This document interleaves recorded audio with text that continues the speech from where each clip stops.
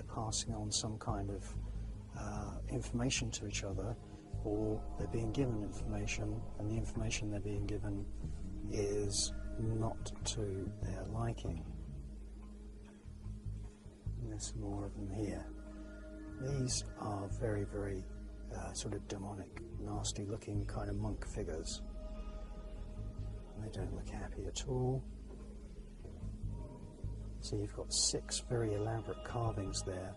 Not a single one of these figures is happy.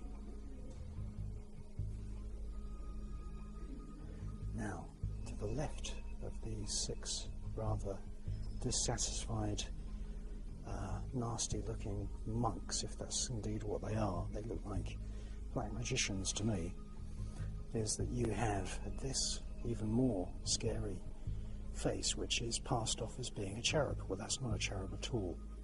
In the Ars Goetia, that's known as Volvac or Velak, and it's a demon spirit that appears as a child who usually rides on the back of a winged serpent or a winged griffin or a winged dragon. And so you can see that that is not the happy face of a cherub. It's been deliberately carved as an evil face. And in the left-hand pupil you can see that very clearly. And you say, well, where's the dragon? If that's meant to be Volak or Volvac from the Goetia, where's the dragon? Well, the dragon is right here. There's 2 of them in symmetry. So that does not fit into the idea of an angel or a cherub. It's very, very demonic, and that sits on top of a plaque which has very, very serious and nasty skull and bones iconography. But there's larger griffins and dragons and larger sort of strange composite creatures which resemble the creatures which are described in ancient magical texts elsewhere in this cathedral. So let's take a look at them.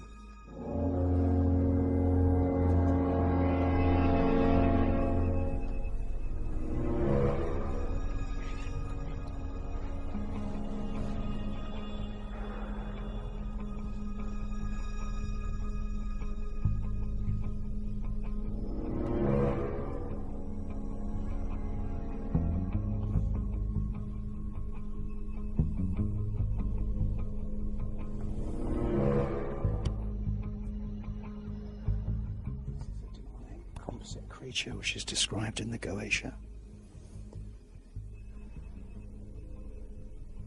The feet of some character is meant to be some pious contributor to the church, and the curators really don't like me pointing out this kind of thing, but that's obviously not a dog, it's some demonic creature. And it's very, very typical of the kinds of things that you see described in the Ars Goetia. Again, this is another example of the kinds of demonic things that are slipped in unnoticed in all of these so-called Christian places. There's a kind of decapitated head. It's a deformed, strange head in one of these tapestries.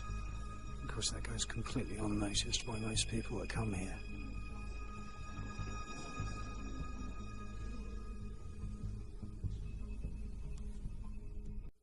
Ladies and gentlemen, the very word secrecy is repugnant in a free and open society, and we are, as a people, inherently and historically opposed to secret societies, to secret oaths, and to secret proceedings. JFK was the last truly popular president of the United States of America. Assassination is used to adjust the outcomes of elections.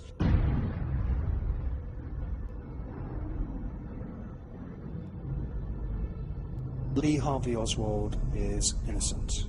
Lee Harvey Oswald deserves to be pardoned posthumously, and the reason for that is because there are photographs of Lee Harvey Oswald standing in the crowd watching JFK's cavalcade go by.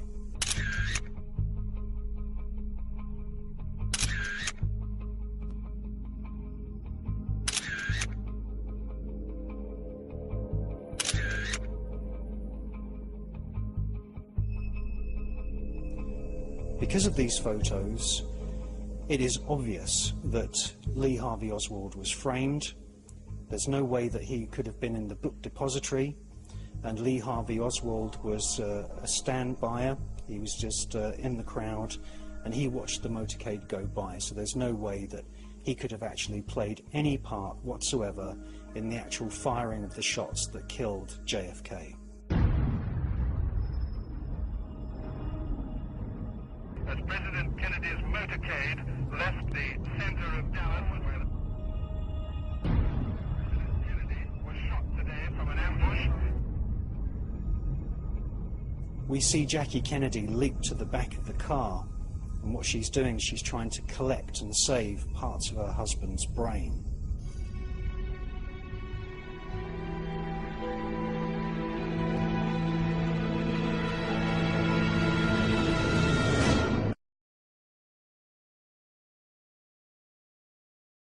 The bullets came from at least 2 different directions, and analysis of the famous footage filmed by Mr. Zapruder actually shows the trails, the condensation trails of at least one of the bullets. And the bullets came in from 2 different angles, which means that there must have been a minimum of 2 assassins.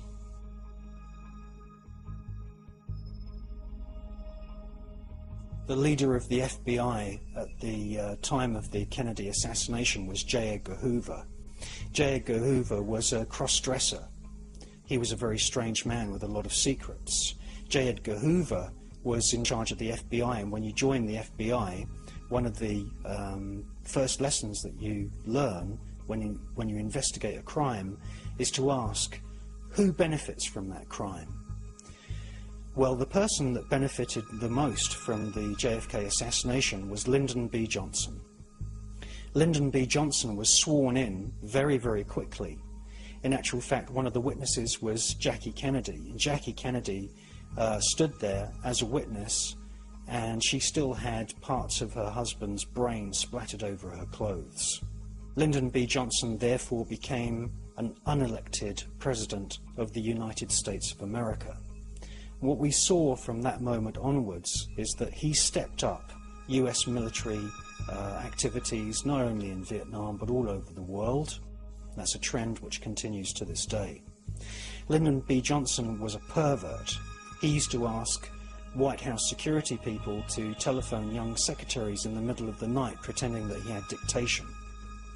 Now we know this because there was a tape recorder installed in one of the drawers inside the presidential desk at the Oval Office, and I've got those tapes, and you can hear Lyndon B. Johnson doing most of his presidential duties on the telephone. And the reason that he preferred the telephone is because he didn't want anything written down. I want the 5 smartest, best educated, fastest, prettiest secretaries in Washington. I don't want any old, broken down old maids. I want them from 25 to 40. I want them that can work Saturday and Sunday. Right. I want them that can work at night, not be afraid to go home after the Secret Service takes them out of the gate. I want them to have a college degree if it's at all possible, and be able to keep secrets. I've got to have some people that I can trust. Oh. You? I'm at home. Who's this? This is the president. Oh. What are you doing? Oh, I think someone's playing with me. No, I want to talk to you about our work, honey. What are you at home? Oh, yes, I am. Are you busy? No, I'm not. Can you come down here immediately? Oh, I'll be glad to. Come down. I've got Jack Valenti here, and we want to talk to you about a little reassignment. Lawrence Bliss speaking. This is Jack Valenti speaking. Yes, sir. Would you send a car to pick up Miss Whittington? Miss Whittington? Yes. Yes, sir. Thank you very much. All right.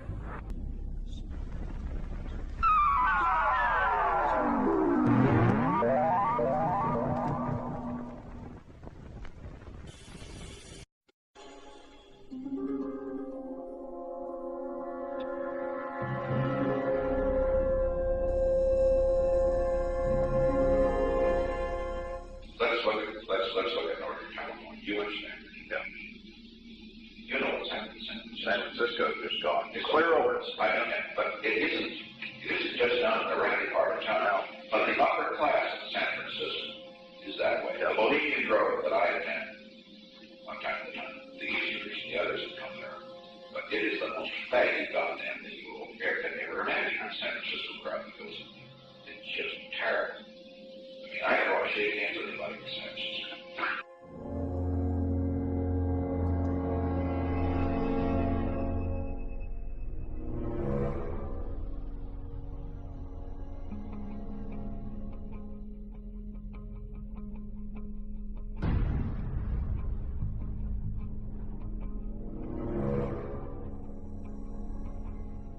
Now, lots of people have seen documentaries made by a Christian chap in America called Alex Jones, and Alex has been quite courageous, and he's just literally walked into this place in Northern California.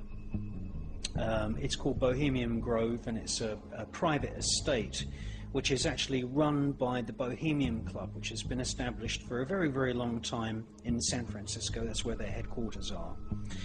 And it's a bit of a strange place. They invite people like the former Prime Minister of Britain, John Major, the Grey Man, to give lakeside talks and speeches, and they've had, you know, former chancellors of Germany, and they have the bosses of Fortune 500 corporations giving speeches, and there's even been the odd speech by astronauts. Now, that doesn't sound too strange until you then realize that these speeches are by the side of a lake, and on the other side of the lake there is this stone, cement and metal, and I think parts of it are made out of fiberglass, statue of an owl. Now, the owl has been used as a symbol in the past by, say for example, the Bavarian Illuminati, and it's also been used by other covens and other sort of esoteric and occult groups throughout history. And when you joined the Bavarian Illuminati, you were actually put into a school with other people that had just joined. And the pupils, the new adepts, the novices, they were called Minervals. And the Bavarian Illuminati actually divided their new members into churches, and they were called the Churches of the Minervals.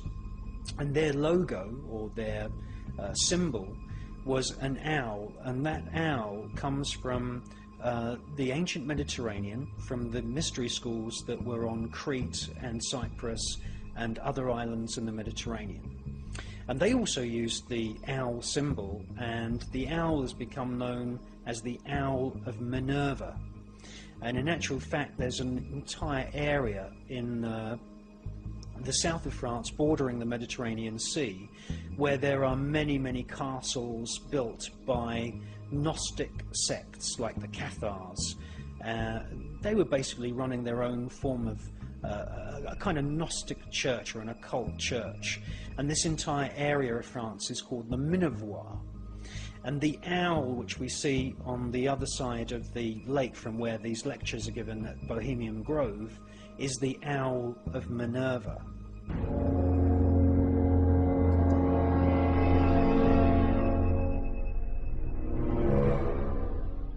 There is a small altar at the base of the owl, and on that altar we see an ever-burning flame, an everlasting flame. And that flame is coming from an Aladdin's lamp. And that is not Aladdin's lamp from the fairy tale. It is, in actual fact, an effigy of the brass vessel that was used by King Solomon to entrap the demons that are described in the Goetia.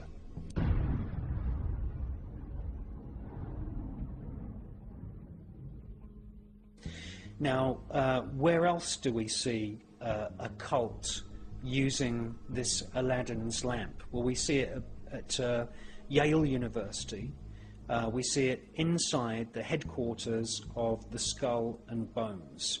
And the Skull and Bones is a fraternity. It's a sort of pseudo-Germanic offshoot of the Bavarian Illuminati that was set up in the 1800s. And there was a break-in by a sort of fake fraternity that was set up called the Order of the File and Claw. That's a file and a crowbar. And they set up their fake fraternity just literally to break into the headquarters of the Skull and Bones. And this has happened twice, and there are actually photographs of people from the File and Claw, and in more recent times another group that actually managed to break their way through a window and get inside the headquarters of the Skull and Bones. And there again we find that the Skull and Bones also have a everlasting flame in the form of the classic Aladdin's lamp.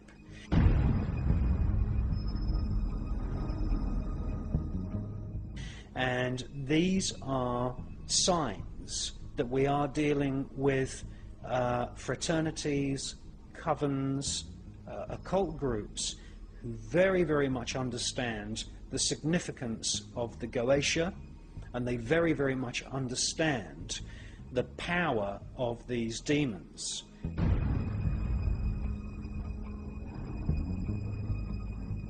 And the fact that you've got the Aladdin's lamp being used by Skull and Bones and the Aladdin's lamp being used by the Bohemian Club at Bohemian Grove shows that there is a demonic aspect to what these groups are interested in. Yes, they have interesting speeches by politicians which are, for the most part, fairly innocuous, anemic, and don't really harm anyone, but I can tell you now that there is a darker aspect, higher secrets within these groups, and they are linked to the ancient legends of King Solomon and the Goetia.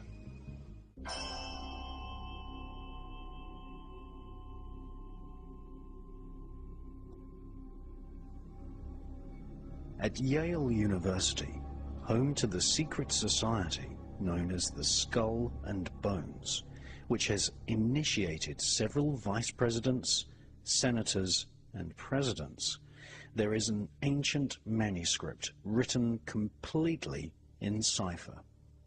This manuscript has never been publicly translated.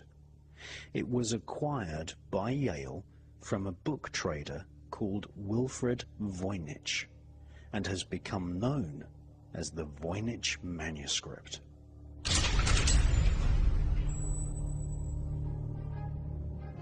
This handwritten, highly detailed manuscript was discovered by Wilfred Voynich at Villa Mondrigoni near Frascati, south of Rome, more than 100 years ago. Villa Mondrigoni means the house of the world of dragons. Villa Mondrigoni was a training college for Jesuits. The most famous Jesuit of all time was Ignatius Loyola, whose secret society was the first to use the name Illuminati. The secret discipline of the Jesuit secret societies inspired Heinrich Himmler to form his own SS, Cult of the Black Sun. Adam Weishaupt was a Jesuit, and he formed the Bavarian Illuminati secret society based on the secret teachings of Jesuits in the 1700s. Like many buildings owned by secret societies and institutions of the royal political elite, Villa Mondrigoni has a garden filled with statues of reptilian creatures. Villa Mondrigoni was recently filmed by the BBC for a documentary about the Voynich manuscript. Wilfred Voynich acquired the manuscript and took it back to his shop in Shaftesbury Avenue in central London. He placed a price tag of $165,000 on the manuscript, which was full of diagrams of herbs, flowers, and vines. It is patently clear to anyone who has studied magic that the Voynich manuscript is actually a book of magical spells, incantations, magical astrology, cosmology, and herbology.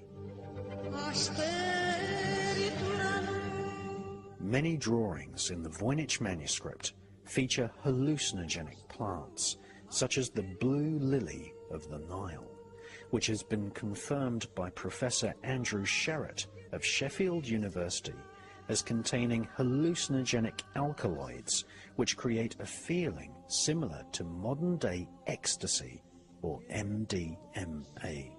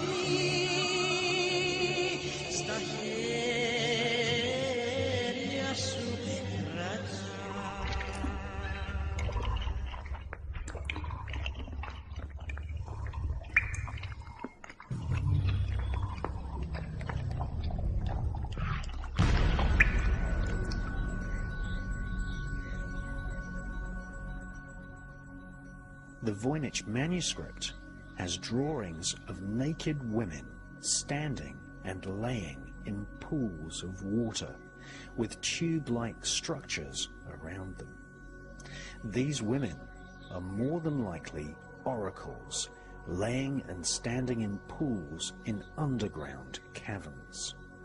Other diagrams in the Voynich manuscript show how to place a goat in the center of a magic circle and transform its spirit into the evil goat of Mendes, one of the ancient apparitions associated with the devil himself.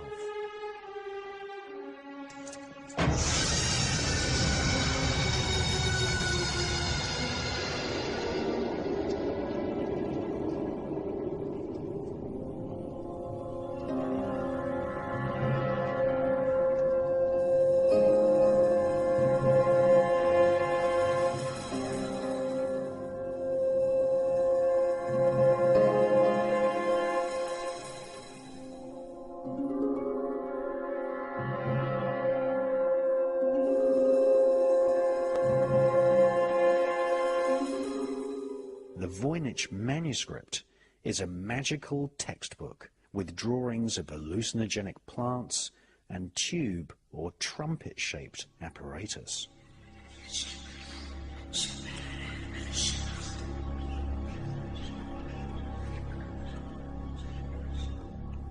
In spiritualism, it is very common that whispers from spirits are amplified using what is known as a spirit trumpet.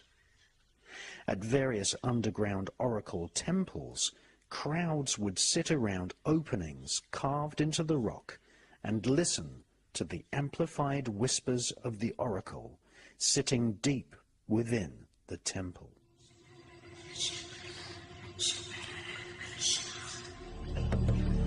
I invite you to drink the healing water and ride horses throughout time together.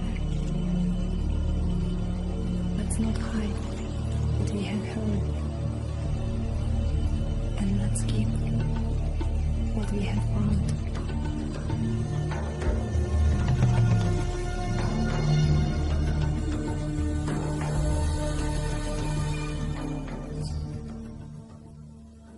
The Voynich manuscript is written entirely in cipher, and there are only 3 manuscripts written entirely in code prior to the year 1500.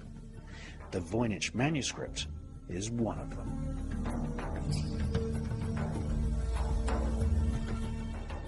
Many words in the manuscript repeat, and this is a sure sign that the manuscript contains spells, as magical incantations often repeat the same word many times.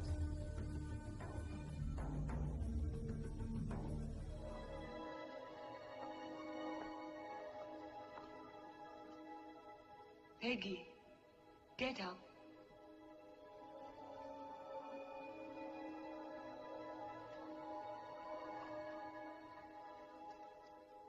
Repeat after me the words of the Susama ritual.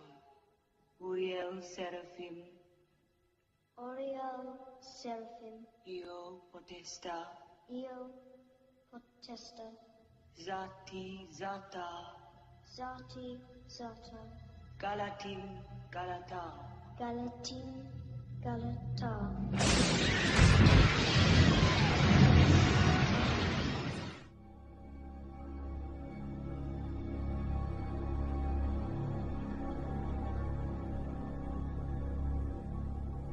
At the corner of each page of the Voynich manuscript, page numbers have been added, and the handwriting has been matched to that of Elizabethan magician Dr. John Dee and psychic medium Edward Kelly. The Voynich manuscript is perhaps the most important magical text of its age, dating from before the 15th century. It is now in the custody of the Beinecke Library at Yale University, who strictly forbid public access to the Voynich manuscript.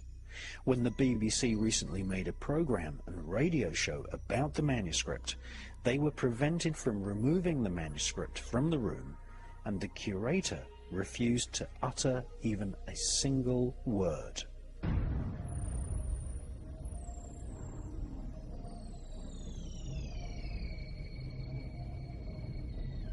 Clearly, the Voynich manuscript is a magical grimoire, part of a corpus of magical works which were codenamed the Holy Grail in the 12th and 13th centuries. According to a letter found inside the Voynich manuscript, it had previously been owned by Emperor Rudolf in Prague, who had employed Dr. John Dee and Edward Kelly to conjure spirits for the royal political elite.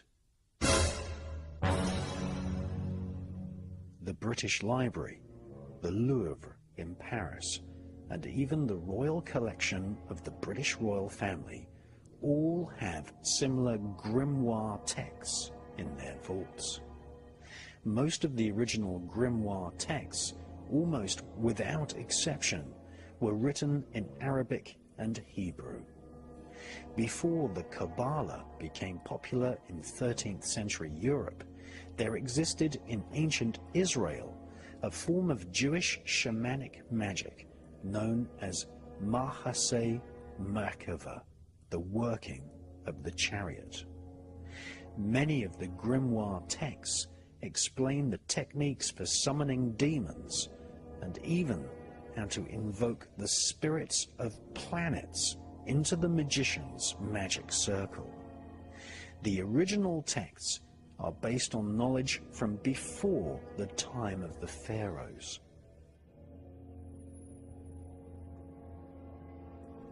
The Catholic Church formed the Inquisitions in order to control the distribution of this occult knowledge. In Umberto Eco's book, The Name of the Rose, he tells of how medieval monks poisoned each other in order to keep certain ancient texts secret.